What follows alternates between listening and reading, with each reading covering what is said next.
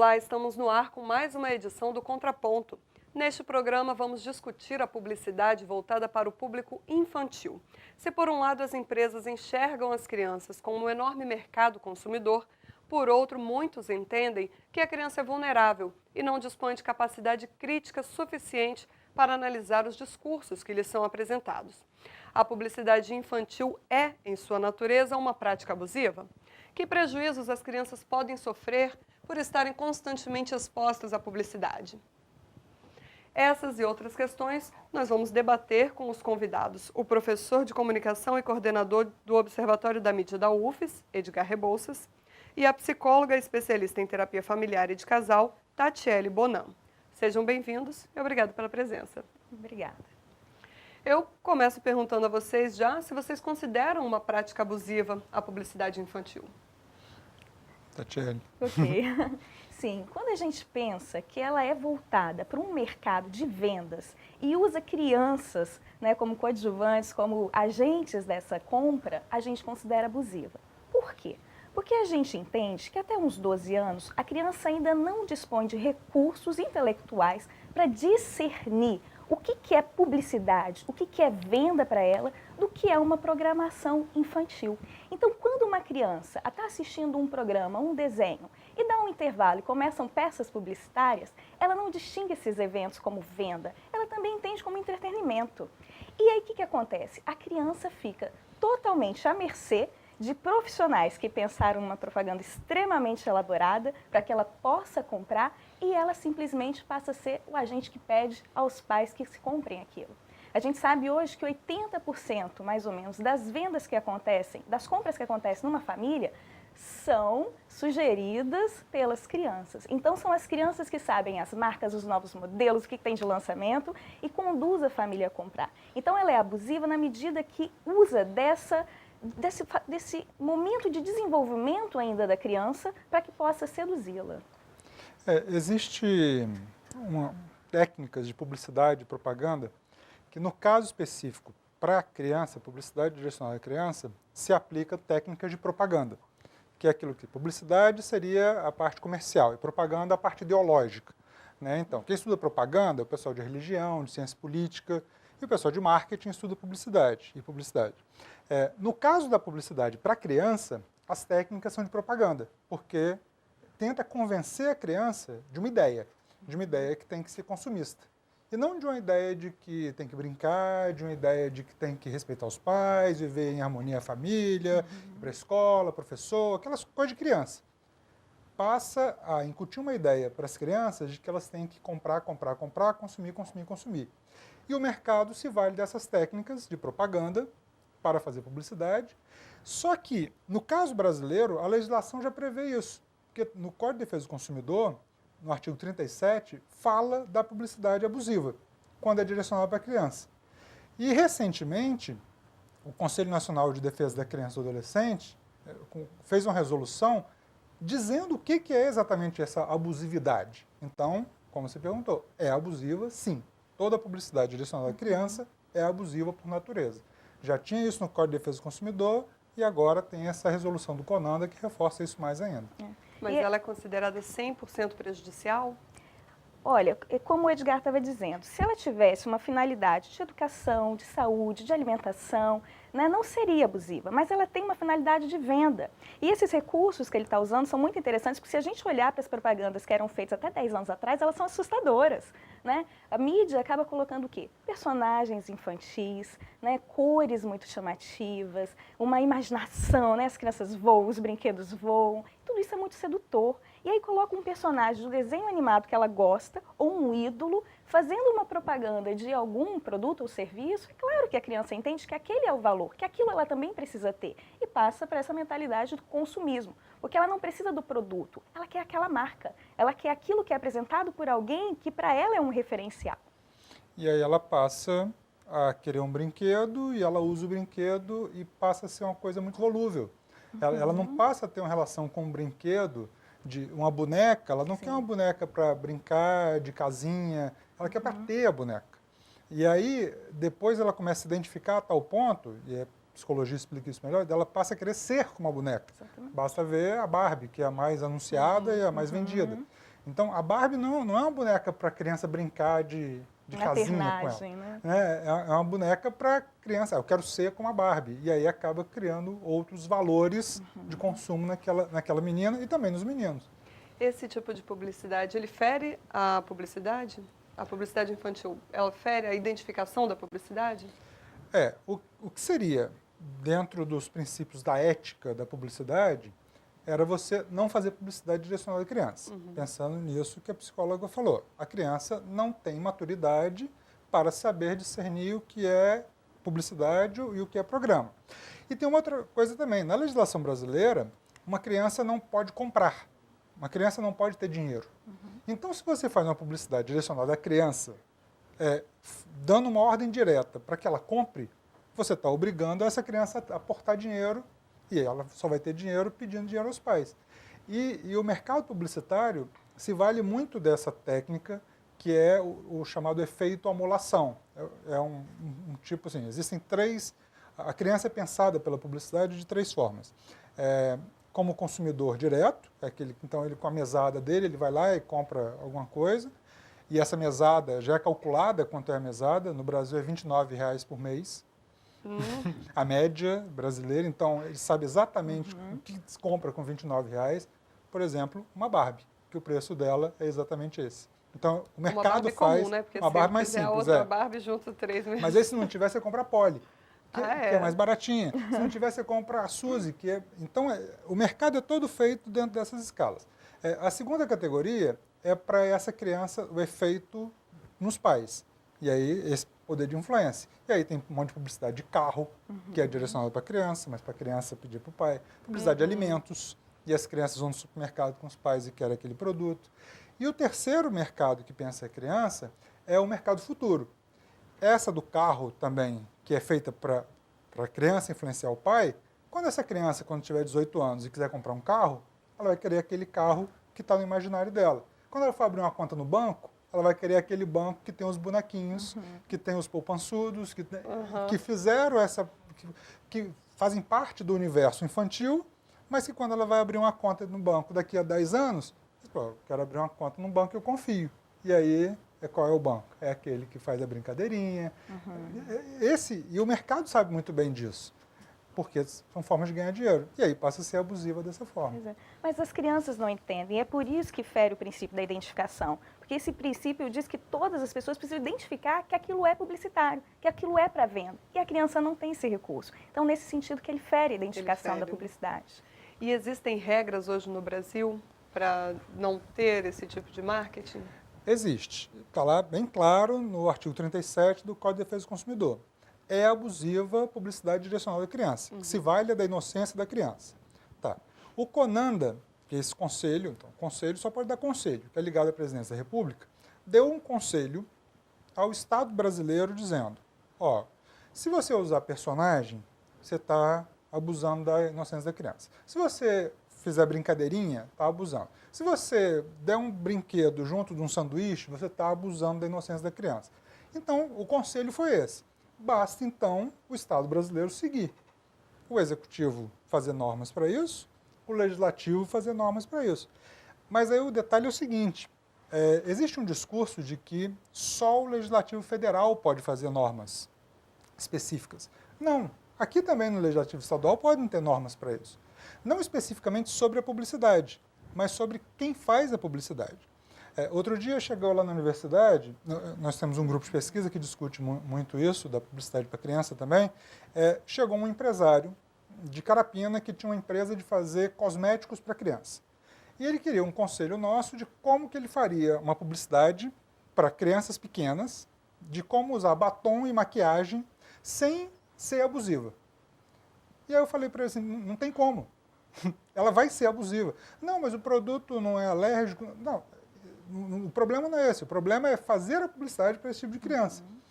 Mas se vocês não ajudarem a gente vai acabar fazendo do jeito errado. O que então o legislativo estadual poderia fazer? Então, bota mais imposto para quem anuncia para criança. Tira incentivo fiscal de quem anuncia para criança. Não dá terreno para a empresa que vai fazer produto. Não é produto direcionado à criança. Tem que ter produto direcionado à criança, lógico.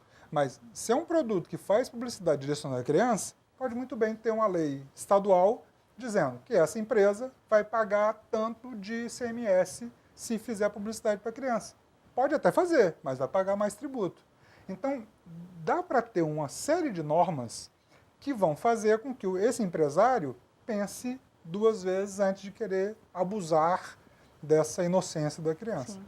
E alguns outros países até elegeram outras estratégias. Alguns proibiram definitivamente, outros permitem a partir de 21 horas, né? Outros não permitem que ela aconteça durante a programação da criança, mas tem que ser um pouco antes ou um pouco depois. Então, tem estratégias para o mercado voltar essa publicidade direcionada para os pais e não para as crianças. Não significa não vender e não produzir produtos para as crianças, obviamente, mas como fazer com que elas cheguem, né, até as nossas residências sem ser por essa influência tão perversa, né, aos filhos. Era isso justamente que eu ia perguntar. Eu ia falar, então quem produz produto para criança, o ideal é não fazer a publicidade? Não, existem outras Existem normas, outras né? formas, né, que se pode veicular isso sem fazer com que a criança acredite que ela precise ter aquilo para ser alguma coisa.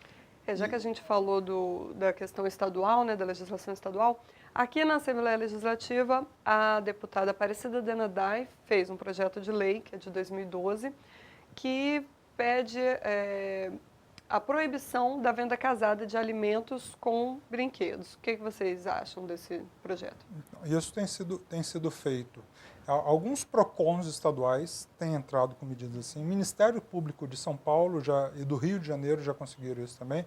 Aqui no Espírito Santo poderia fazer, porque inclusive é a mesma rede. Então, é Burger King, é McDonald's que fazem essa venda casada.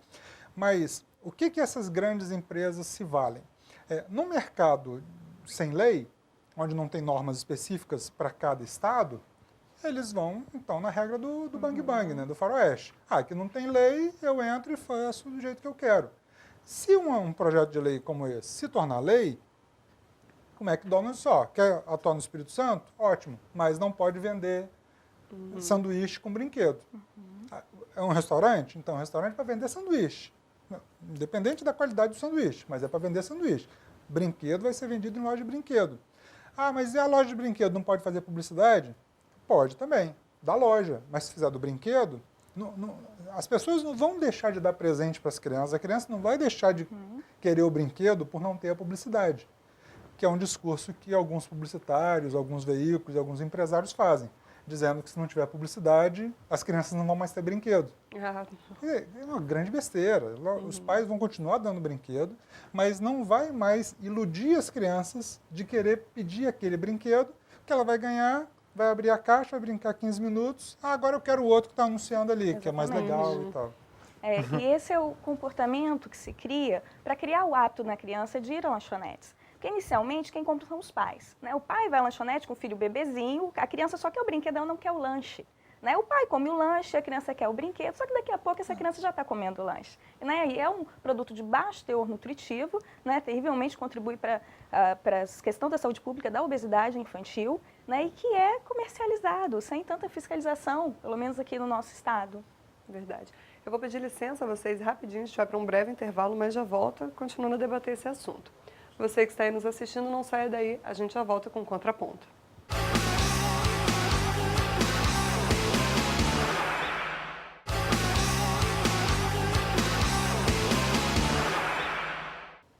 Estamos de volta com o programa Contraponto. Estamos discutindo aqui a publicidade infantil e nossos convidados são o professor de comunicação e coordenador do Observatório da Mídia da UFES, Edgar Rebouças, e a psicóloga especialista em terapia familiar e de casal, Tatiele Bonan. Nós fomos às ruas saber o que as pessoas pensam sobre esse assunto. Vamos conferir? Ela é prejudicial à saúde das crianças, porque é tipo de guloseima, não é isso? Que fica misturando, e as crianças estão sempre à frente da TV e estão sempre comendo e querendo mais. Vai querer consumir mais, né? Comprar mais e apertar os pais, né? Para consumir mais, para comprar mais, né? Vai para o supermercado, para uma loja qualquer, o shopping, aí vai exigir dos pais mais para comprar as coisas, né? Quem tem que controlar os filhos em relação a consumir, em relação às coisas que são oferecidas para alimentação, são os pais. Dá prejuízo para nós, mães, né? Que sentimos na pele, né? A gente estava ali no shopping agora mesmo, ela quis que era o negócio da Pepa ali. Tem que ter propaganda, mas aí vai dos pais. Se os pais não podem comprar, cada um sabe do seu bolso, né? Eu acho que nisso aí incentiva as crianças até a ficar mais obesas, né? Porque vê aquilo na televisão, querem que compra. Deve ter os horários certos de ser exibido, né? Para não afetar tantas crianças a ser tão consumista.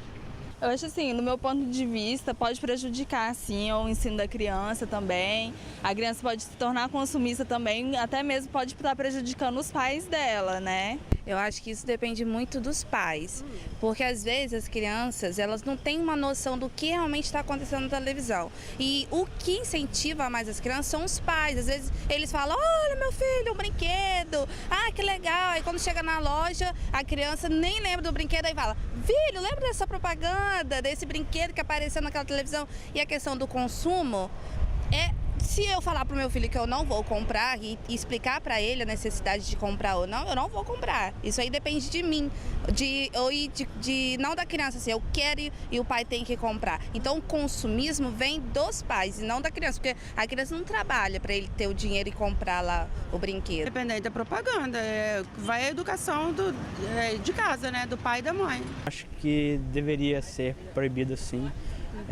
Em alguns horários até, porque não a criança fica muito assim, bombardeada pelas aquelas coisas em suas mentes e ela é um público que o que ela vê, ela quer, então no caso ela vai ficar, não tem senso crítico, né, então ela vai querer aquilo ali e pronto, acabou, né. E aí, o que vocês acharam? Pela proporção aí das pessoas, né, a maioria acha que tem que haver uma regulamentação, sente prejuízo junto às suas crianças, que são influenciadas. Agora, basta nossos legisladores fazerem, basta o poder público fazer. O que acontece é que a gente, nesse aspecto específico de regulamentação da área de comunicação em geral, a gente não vive numa democracia. Então, a opinião das pessoas não tem muito valor, a influência na sociedade não tem muito valor.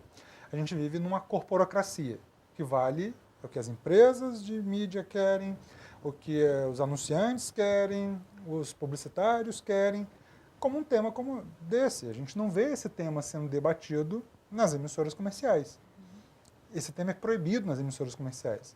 Esse tema é censurado nas emissoras comerciais. Não é de interesse deles, né? Esse tema é censurado nos jornais. Então, se eu escrever um artigo sobre esse tema para ser publicado em A Gazeta ou A Tribuna, ele não vai ser publicado, ele vai ser censurado. Porque não é interesse da mídia falar disso, porque a prejudica de alguma forma. Só que a prejudica tão pouco, é tão pouco a questão da publicidade. Eu fiz um estudo no ano passado em cima da quantidade de publicidade, o mercado publicitário todo no Brasil, que movimenta bilhões de reais. Toda a publicidade direcionada à criança, de alimento, de brinquedo, direcionada à criança, não chega a 3% do bolo da publicidade toda no Brasil. Então, se eliminasse toda a publicidade, nenhuma empresa ia falir, nem veículo de comunicação, nem agência de publicidade, nem anunciante iria falir por causa desses 3%. Ainda mais porque o crescimento delas anualmente tem sido na faixa de 10%, mais que inflação ainda. Então, por que esse tema, que é tão importante para a sociedade, da questão da obesidade, da questão da psicologia, da questão dos efeitos da saúde mental das crianças, não pode ser debatido? Cabe a quem nossos representantes fazerem isso em nosso nome. Né? E é interessante ver como a população tem esse posicionamento, né? Não é ouvida, como você disse, mas ela sabe o quanto que isso é prejudicial. As famílias sentem na pele, né? Não poder pagar pelos brinquedos que as crianças querem, né? Ter que oferecer lanches, né? Hoje uma criança vê televisão em média 5 horas, né? Meia hora pelo menos é de publicidade. E grande parte dela é de produto alimentício. Né? Então, tem as propagandas dos chips, dos fast foods, das guloseimas todas, e isso, claro, interfere na forma como a família vai viver a relação da saúde, da obesidade infantil, que ela compra no supermercado. E da publicidade de alimento também tem um dado interessante. Tem uma colega nossa da Universidade de Brasília, a professora Renata Monteiro, nutricionista, que fez um estudo durante um ano em publicidades de alimento. E ela identificou que só 0,3% dos alimentos mostrados são saudáveis. Então, quer dizer que 99,7% das publicidades são de alimentos não saudáveis. Com muito sal, com muito açúcar, com muita gordura. Sim. E quando a Anvisa tentou regulamentar isso, criar normas, o mercado, não, isso é censura, é um absurdo, onde já se viu. Quer dizer, peraí, a gente está querendo proteger o interesse da saúde das crianças, em detrimento desse mercado todo, que fatura tão pouco, mas que acha que não pode abrir mão nem disso. A ética precisa ser maior, né? A ética da questão pública precisa ser maior do que o interesse privado. Esse assunto ele envolve, de um lado, a liberdade de expressão e do outro, a proteção às crianças, né? Onde que a gente deve se posicionar?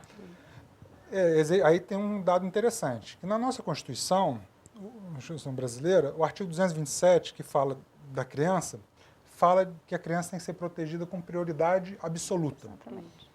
Então, não existe colisão de direito entre liberdade de expressão e criança. Criança está acima.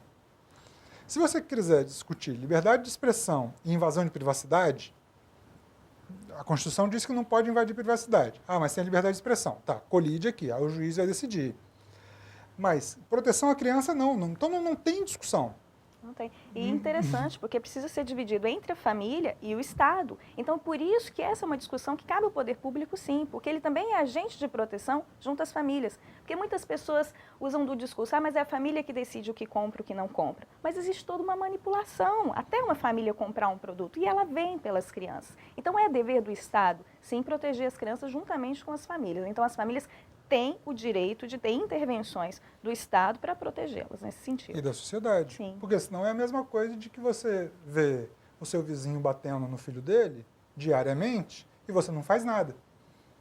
Então, não, o pai sabe o que é melhor para o filho. É a mesma coisa. Então, se o pai sabe o que é melhor para o filho comer, comprar, e o Estado e a sociedade não fazem nada, a gente está prejudicando aquela criança. Do mesmo jeito da questão da violência. Então, não se meta com nossos filhos, os pais sabem o que é melhor para os filhos. Não, a Constituição está lá também, no artigo 227 fala, é dever dos pais, do Estado e da sociedade proteger a criança. Se o pai não está protegendo direito, a sociedade toma conta. Se a sociedade não está tomando conta, o Estado toma conta. Ah, mas o Estado é autoritário. Não, tem muito tempo que a gente não está no Estado autoritário. E se o Estado for autoritário, a sociedade se manifesta e tira esse Estado de lá.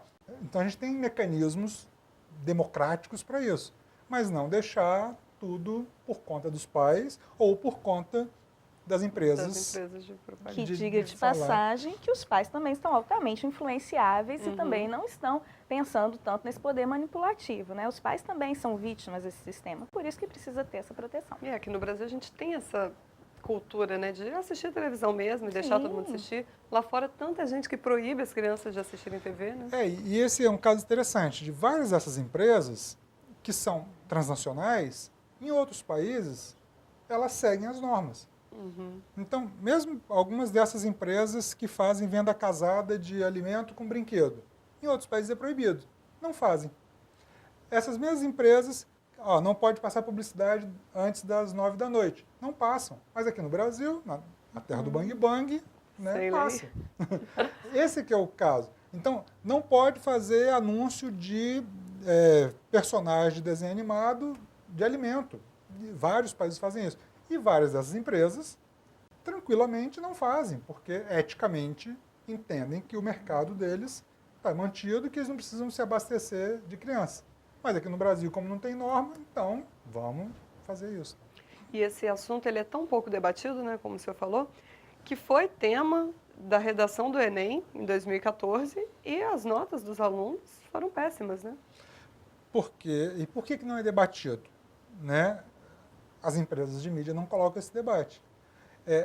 E o pior, as escolas também não colocam esse debate. Então, quando os estudantes foram reclamar do tema da redação, né? Então, por que nos professores do ensino médio, nos cursinhos, não foi discutido esse assunto?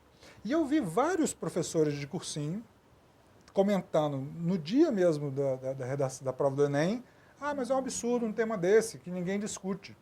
Tinha que discutir sobre reforma agrária, tinha que discutir sobre violência no campo, discutir sobre terrorismo, sobre eleições. Sim, mas não é só isso não. A publicidade também tem que ser discutida. é um tema muito Ainda presente. mais quando é prejudicial, Sim. né?